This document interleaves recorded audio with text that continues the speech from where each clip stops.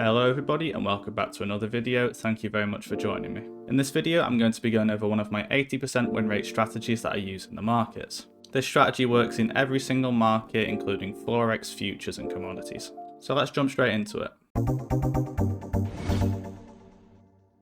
So what this strategy consists of, it consists of liquidity and fair value gaps and combining it with different time frames in the markets.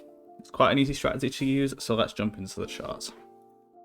So before jumping into some trade examples, I'm going to give you a full breakdown of exactly how this strategy works before looking into placing chart. So before we jump into any chart examples, I'm going to be going over some diagram examples so that you understand the strategy top to bottom before looking to place any trades on an actual chart. So we pull my screen upwards here, I'm going to give you a little example here. So let's just make a bunch of zigzags, make it easy to see. All right. So we want to, first of all, we want to focus on the session. So let's just type out the session. You've got two sessions to choose from. So you've got the option of London session. And then you've also got the option of New York session. The only reason I list these two sessions only is because these are the only two strategies. These are the only two sessions that I have practiced this type of strategy on, and I do not have much data on any other session as I do not feel the desire to trade those sessions, because if I was to trade any session like the Asia session or the Aussie session, I'd be exhausted. I just stick to these two sessions. I'm asleep during Asia session, so let's avoid that. Let's just focus on what I know. So what we want to look for first, let me just remove this up here. We want to focus on the time frame. So the first step is to start on the 15-minute time frame. You can use any other higher time frame, but this is the one that I've tested the most. 15-minute, perfect time frame for this. So you want to be marking out liquidity zones, so they're absolutely everywhere. All a liquidity zone is an upwards move and then a pullback in a downwards move, or a downwards move and a pullback in an upwards move. So these liquidity zones are everywhere. You've got the major ones, which are the ones that are quite high up and the ones that are quite low down. And you've also got the ones that are minor liquidity zones, like these ones right here, which sit within those major liquidity zones, which are still tradable.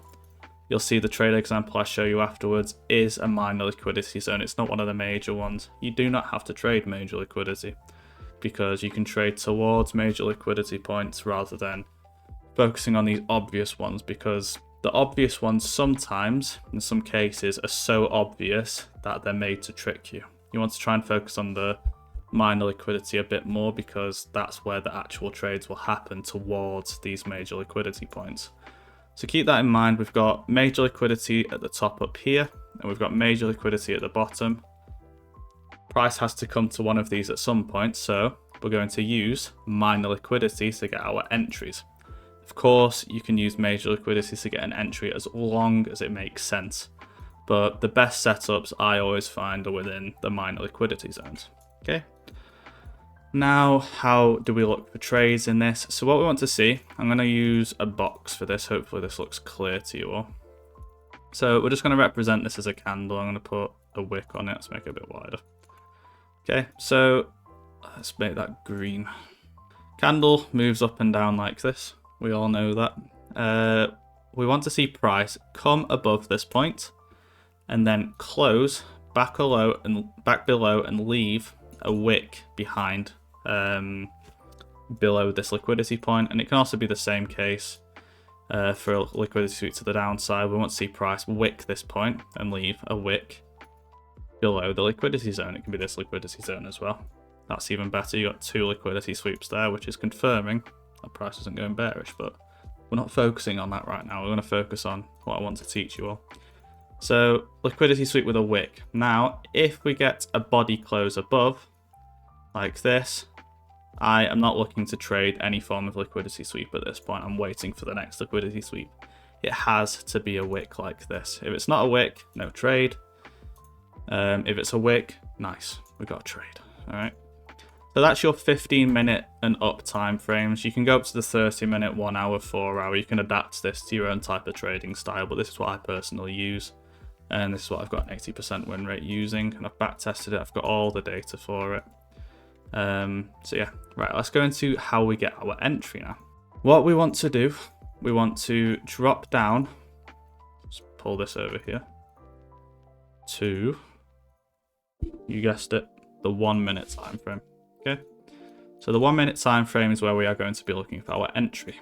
So let's just mark out this liquidity zone. We're going to mark this as our sweep. So prices come up to this point and we have wicked below, left a nice wick behind like that. Okay, so let's make this a bit thicker so you guys can see that. So we've left a wick behind up here. Okay, now from this wick on the 15-minute time frame, when you drop to the 1 minute time frame, you sometimes, which is how we get our entries, what you want to look for, we want to see price to have pulled back within the range, so let's extend that down a bit to there, and to have left a fair value gap behind. Okay, so I want it to be the highest fair value gap from the push. We don't want any lower down ones, because if you enter off a lower down one and prices to come up to this, that could just be you being used as entry liquidity. So we want to try and use the highest one up. Okay, and all you have to do is place a sell limit at this point, put your stop loss above the highs of the liquidity wick, and just target the most recent liquidity lows. Okay, you can go for those major ones as well if that's necessary. Okay, hopefully that makes sense. I'll jump into a chart example for you all now, just so you can have a bit more of an understanding of how it looks like on a candlestick chart. So this is the trade example we're going to jump into. I'm going to use bar replay mode for this. So let's pull this back and delete everything, okay? So what do we see here before we got any sort of liquidity sweep, okay? For me, on this one, I was looking for buys from here, but if you take a look here, price has had a candle close below here. So this candle close below means it's invalid, so I will not be looking for buys from here. So let's get rid of that. Where's the next point of liquidity that we can take? We've got this one down here. That's an area we can look for price to pull back up. And then where can we look for price to sell from? We've got this liquidity point right here. If we go to the next candle, you can see price has whipped this whole area, and that is exactly what we are looking for. Okay, so as you can see, price has come up to this liquidity point, it's pushed all the way above, and then we've pulled back and we've had a candle close below on the 15-minute, which is perfect, and that is exactly what we want to be looking for in the markets before looking for to place a trade. Now if we go to the 1 minute time frame, we're going to start to look for our entry now. Okay, so on the 1 minute time frame, that 15-minute wick will look something like this. There's more candles on the 1 minute, of course, and you get a bit more of an in-depth data to look at. What are we looking for? We are looking for that fair value gap in the market, which sits right here. Okay, how easy is that? You found your fair value gap. All you have to do now, place your sell limit at the bottom of that, put your stop loss just slightly above. I like to do 0.5 pips, just gives it that little extra bit of breathing room in case price does come up to here and create some equal highs, or price decides to just come a little bit above, which is, in most cases, 99% of the time, if price does come and inverses this fair value gap, price will just go and take out those stop losses, okay? And then on the 15-minute, we had, what did we have? We had these liquidity lows all the way down here, so that is where we're going to target. Perfect. Okay, and if we play price on here now, you can see, next candle, price beautifully comes and taps into our sell limit here. We've rejected massively to the downside. So once you get a rejection like this, we instantly want to be bringing our stop loss to break even. This is where the 80% win rate comes in.